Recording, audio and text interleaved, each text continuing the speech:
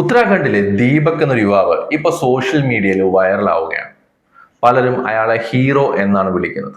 അതുപോലെ തന്നെ അയാളെ കൊല്ലും, അയാളെ തല്ലും എന്ന് പറഞ്ഞ് ബജ്രംഗ് ദൾ പ്രവർത്തകരും രംഗത്തുണ്ട്.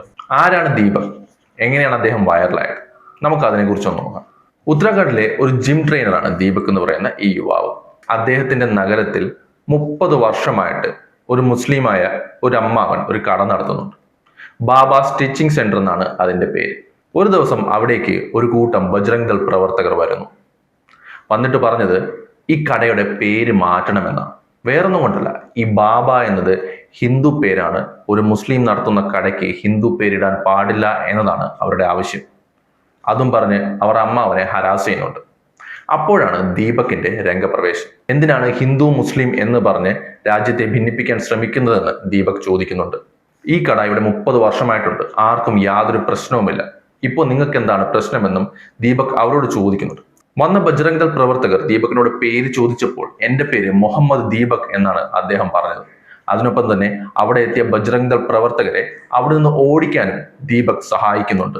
ഇതിനുശേഷം ഇതിൽ രോഷാകുലരായ 100 കണക്കിന് ബജ്രംഗ് ദൾ പ്രവർത്തകർ ദീപകിന്റെ ജിമ്മിന് മുമ്പിൽ തടിച്ചുകൂടി. ദീപകിനെ തല്ലുമെന്നാണ് അവർ പറയുന്നത്. ബജ്രംഗ് ദൾ പ്രവർത്തകർ എന്ന് പറയുമ്പോൾ 20ഉം 22ഉം വയസ്സുള്ള ചെറിയ യുവാക്കളാണ്.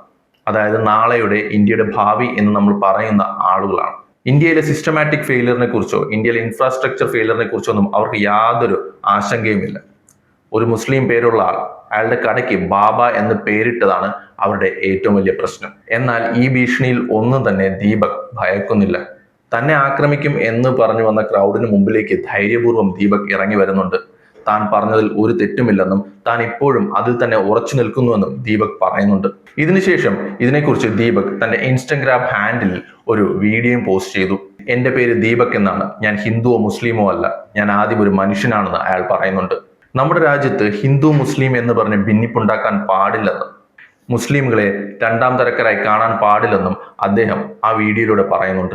അതിനോടൊപ്പം തന്നെ നമ്മുടെ രാജ്യത്ത് നമ്മൾ പരത്തേണ്ടത് സ്നേഹമാണെന്നും വെറുപ്പ് പരത്തിയിട്ട് യാതൊരു കാര്യവുമില്ലെന്നും അദ്ദേഹം വ്യക്തമാക്കുന്നുണ്ട്. ദീപകിനെതിരെ കടുത്ത പ്രതിഷേധവുമായിട്ട് ബജ്രംഗ് ദൾ ഇപ്പോഴും രംഗത്തുണ്ട്. ദീപകിന്റെ ജിം ഇപ്പോൾ പോലീസ് സുരക്ഷയിലുമാണ്. രാഹുൽ ഗാന്ധി അടക്കമുള്ളവർ ദീപകിനെ ഹീറോ എന്നാണ് വിളിച്ചിരിക്കുന്നത്. ഇന്ത്യ ഇപ്പോഴും ഒരു സെക്യുലർ കൺട്രിയാണെന്ന് നമുക്ക് തീർത്തും വിശ്വാസത്തോടെ പറയാൻ കഴിയുന്നത് ദീപകിനെ പോലെയുള്ള ചെറുപ്പക്കാർ ഉള്ളതുകൊണ്ട് മാത്രമാണ്. ഒരുപക്ഷെ നാളെ ഭരണകൂടം സമൂഹത്തിൽ ഭിന്നിപ്പുണ്ടാക്കാൻ ശ്രമിച്ചു എന്ന് പറഞ്ഞ് ദീപകിനെ അറസ്റ്റ് ചെയ്തേക്കാം. ആ അവസ്ഥയിലൂടെയാണ് നമ്മുടെ രാജ്യം ഇപ്പോൾ മുമ്പോട്ട് പോകുന്നത്. എന്നാൽ ഭിന്നിപ്പുണ്ടാക്കാൻ ശ്രമിച്ചവരെ തൊടാൻ പോലും ഇവർക്ക് കഴിയാറില്ല. ദീപകിനെ പോലുള്ള യുവാക്കൾ ഉള്ളത് കൊണ്ടാണ് നമ്മുടെ രാജ്യം സെക്യുലർ ഡെമോക്രാറ്റിക് കൺട്രിയായി ഇപ്പോഴും തുടരുന്നത്.